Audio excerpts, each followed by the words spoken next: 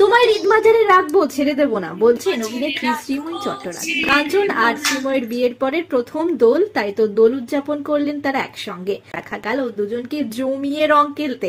হ্যাঁ বন্ধুরা, দেখা গেল অভিনেত্রী শ্রীময়ী আর অভিনেতা কাঞ্চন মল্লিককে একসঙ্গে রং খেলতে। আপনারা দেখছেন বাড়ির ছাদে শ্রীময়ী আর কাঞ্চন মেতেছেন রং খেলাতে। অভিনেত্রীকে দেখা গেল সাদা রঙের একটি কুর্তাতে, পাশেই ছিলেন কাঞ্চন মল্লিক কালো রঙের টি শার্টে নজর কাড়লেন অভিনেতা।